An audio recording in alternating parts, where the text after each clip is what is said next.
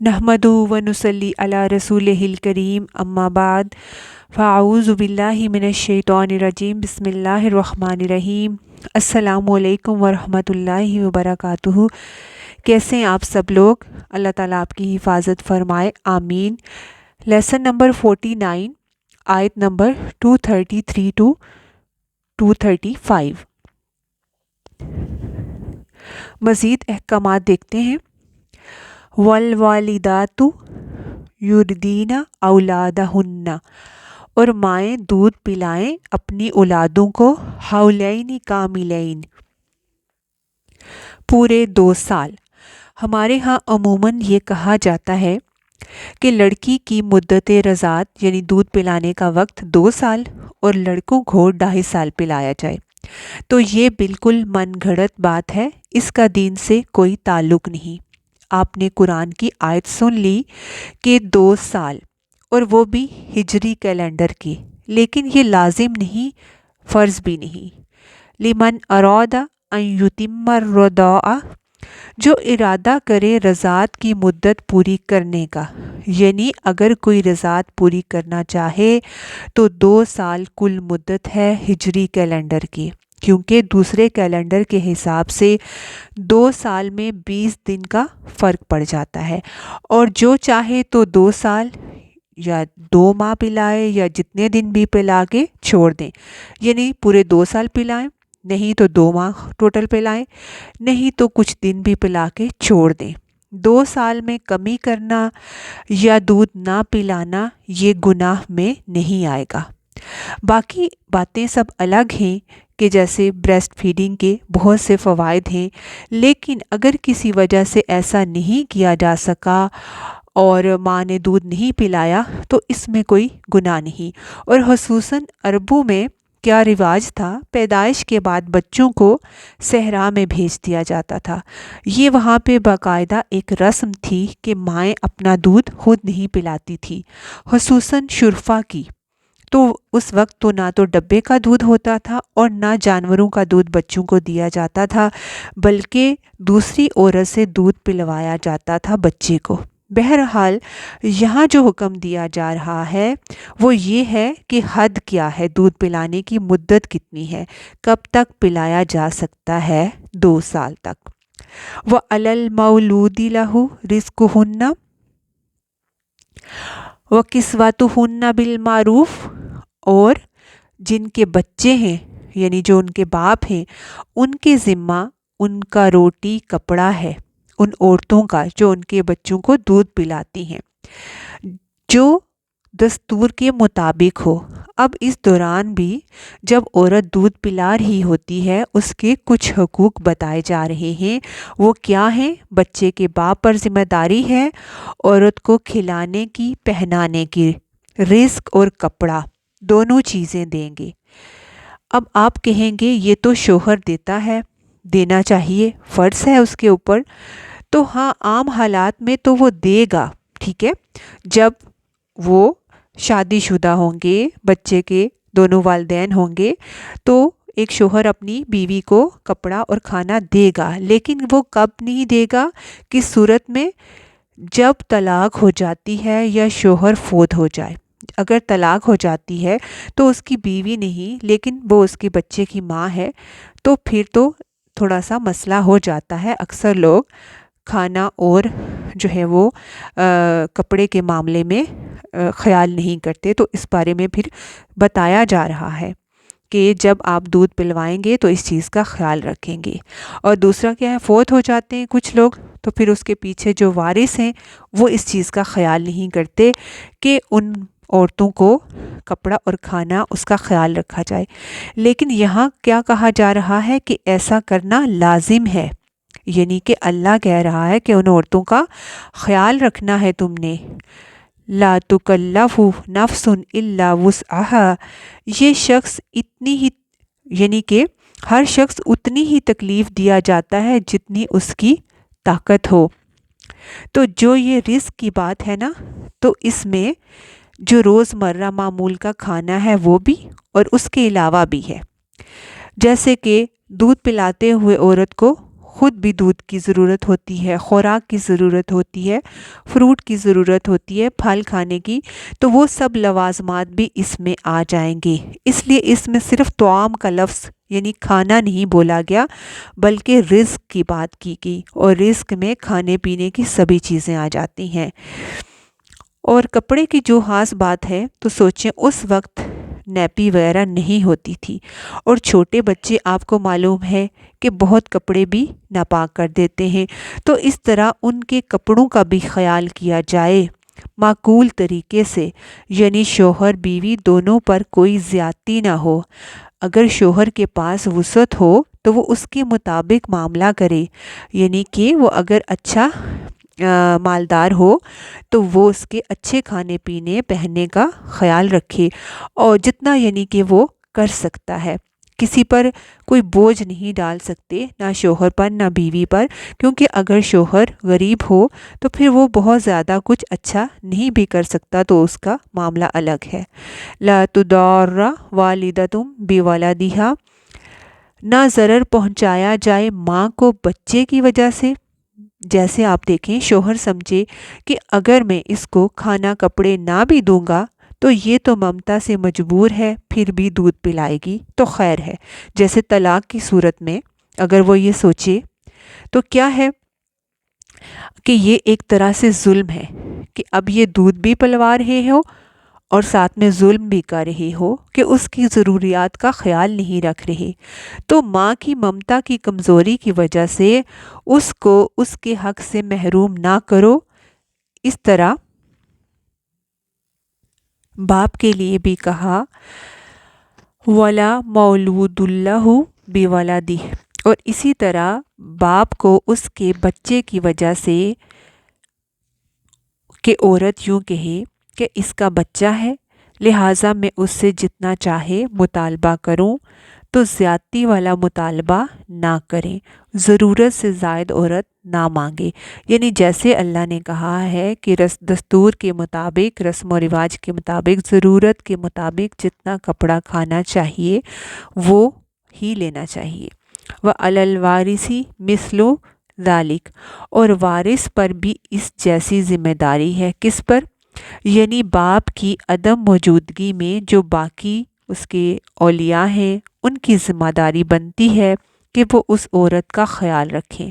جیسے اگر شوہر فوت ہو گیا ہے، وراثت تقسیم ہو گئی ہے، اب کیا ہے کہ عورت اپنے حصے میں سے نہیں خرچ کرے گی، بلکہ بچے پر وہ بچے کے حصے میں خرچ کرے گی، بچے کے حصے میں سے خرچ کرے گی، اور جو مزید وارث ہیں وہ باقی جو ہیں وہ مل کر خیال رکھیں گے اس عورت کا، اور بچے کا بھی خیال رکھیں۔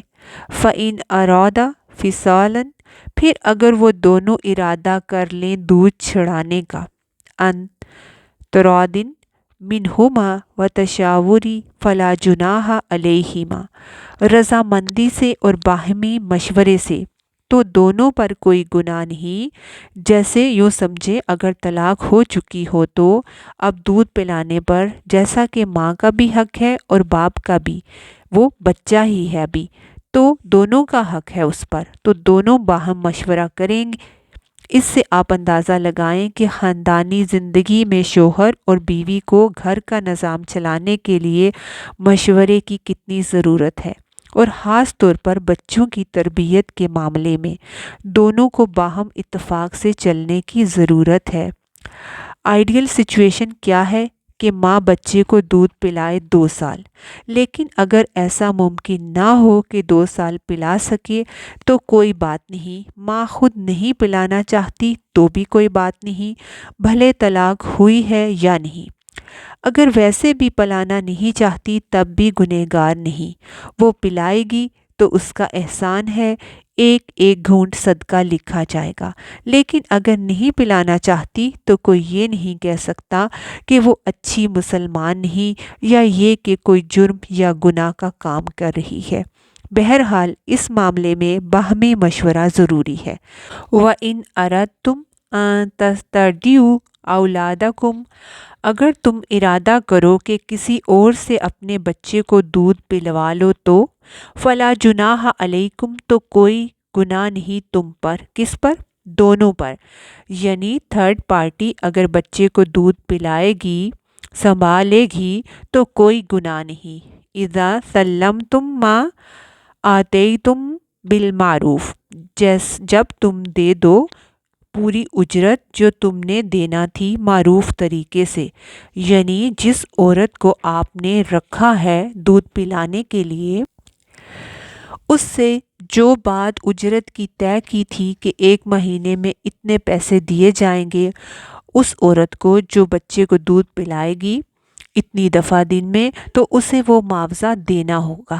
اگر طے کر کے جب پیسے دینے ہوں تو نہ دو تو یہ ظلم ہے، یعنی کہ آپ جس کو بھی دودھ پلانے کے لیے بچے کو رکھیں اس کا معاوضہ مقرر کریں تو پھر اسے ضرور دیں، یہ نہیں کہ دودھ پلا کر پھر اس کو معاوضہ نہ دیں، یہ گناہ ہوگا۔ واتقوا اللہ واعلموا ان اللہ بما تعملون بصیر، اور ڈرو اللہ سے اور جان لو کہ بے شک اللہ تعالیٰ ساتھ اس کے جو تم عمل کرتے ہو دیکھنے والا ہے، تمہارے سارے اعمال اس کے سامنے ہیں اور وہ سب کچھ دیکھ رہا ہے۔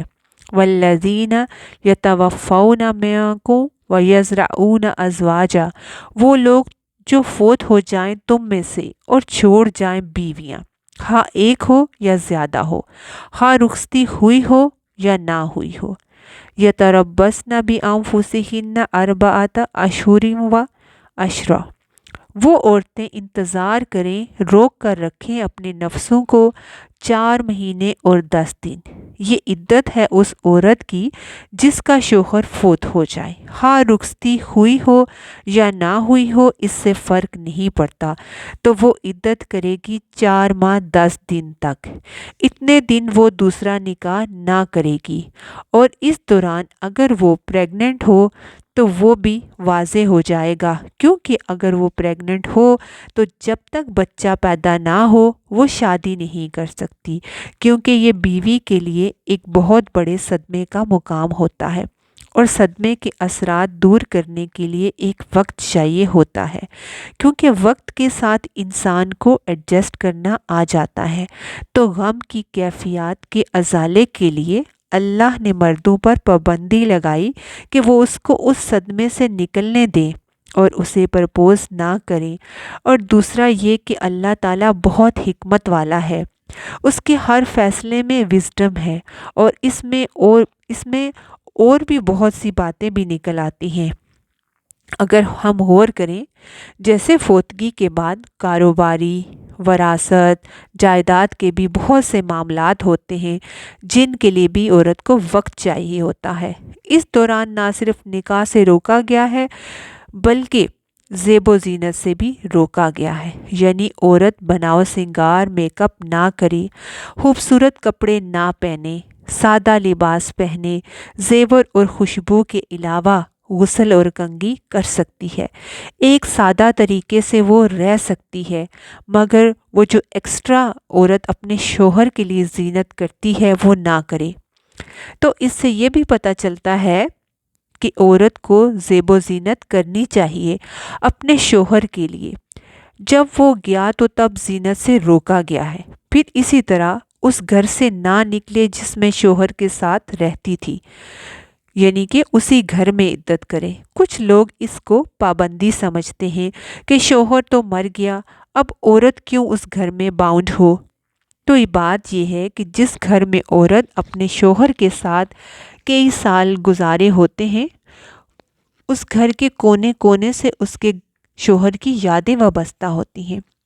اگر شوہر کے فوت ہونے کے بعد فوراً عورت کو یہ کہا جائے کہ اب تو وہ فوت ہو گیا تو تم بھی ماں باپ کے گھر چلی جاؤ، تو یہ بڑی زیادتی کی بات ہے۔ اس لیے اللہ نے اس کے اس حق کو بھی حفاظت دی کہ نہیں، 4 ماہ 10 دن وہ اسی گھر میں رہے گی۔ اب اس میں سوال یہ پیدا ہوتا ہے کہ کیا پھر بالکل ہی نہ نکلیں گی یا کیا؟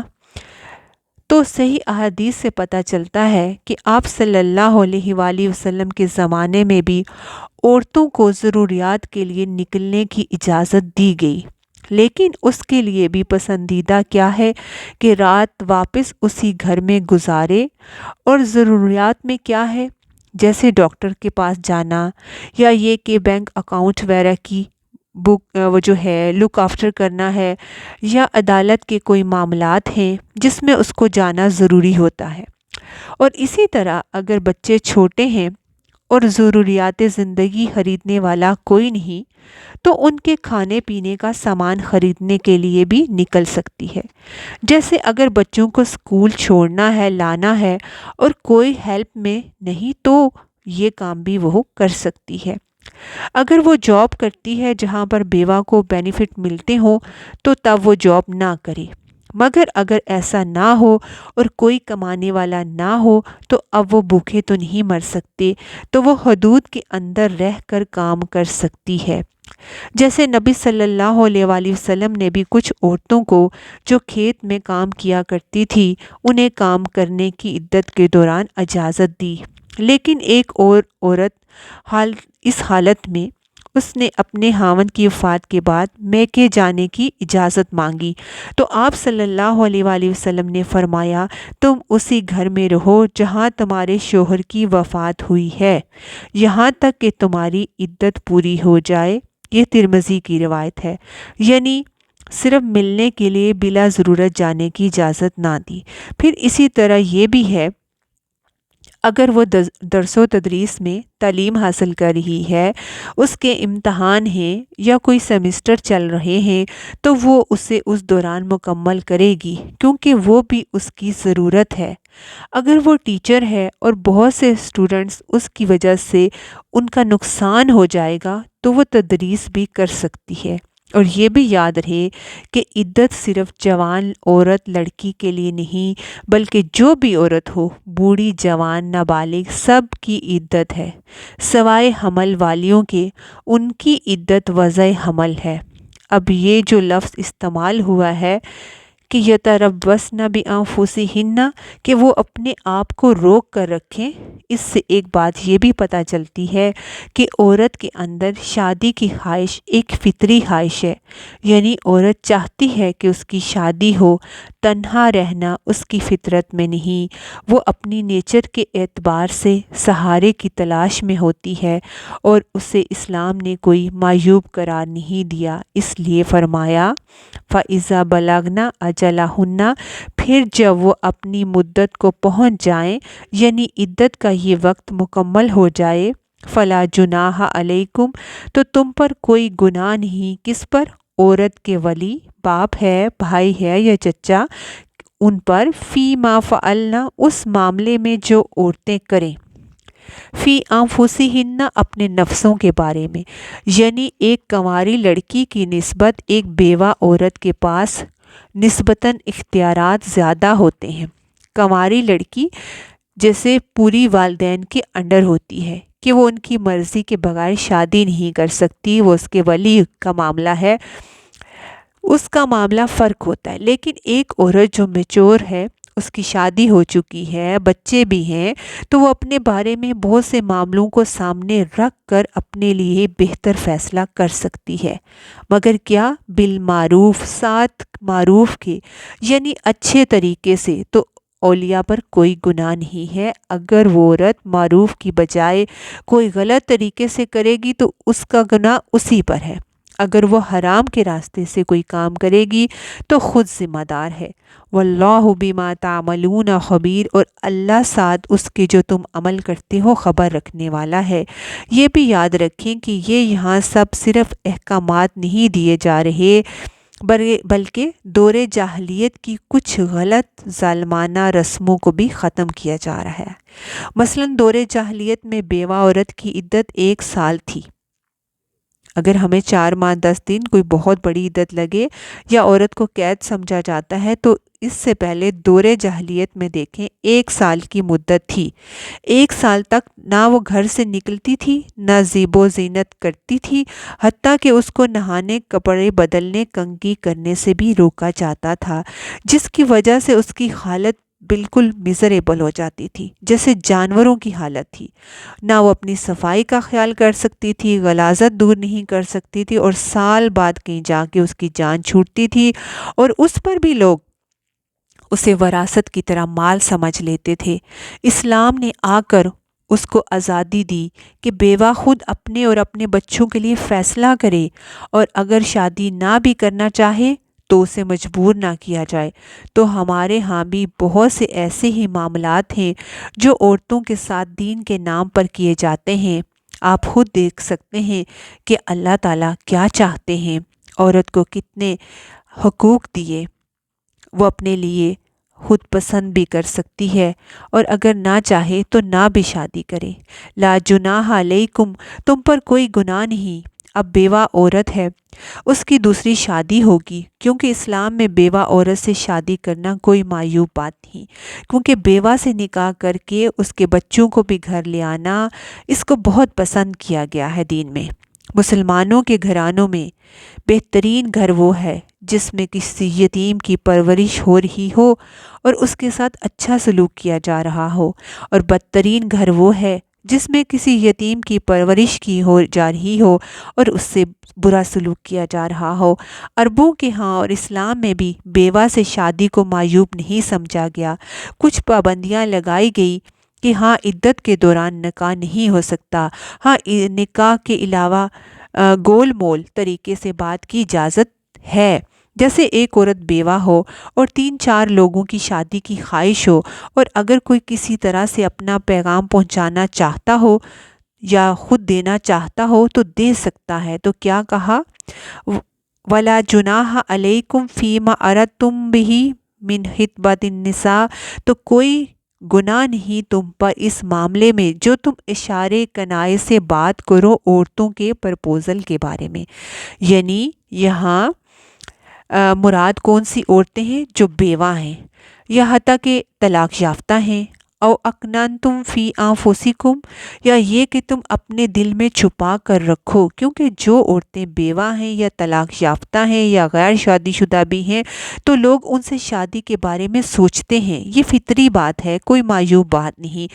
اس پر اللہ تعالیٰ فرماتے ہیں کہ تمہاری پکڑ نہیں کہ تم نے کسی عورت کے بارے میں سوچا کیوں، اور سوچ کیا، کسی طرح تم اپنا میسج بھی کنوے کر سکتے ہو۔ علم اللہ انکم ستذکرونہن، اللہ جانتا ہے کہ تم ضرور ان کا ذکر کرو گے، کیونکہ اللہ کو معلوم ہے کہ ایسا ہوگا، ایسی عورت کی بات ہوگی، اس سے شادی کا سوچا جائے گا، ذکر کیا جائے گا، کیونکہ یہ فطری ہے۔ اللہ جانتا ہے تم اپنی خواہش کا اظہار کرو گے، ایسی خواہش کا اظہار کرنا جرم نہیں۔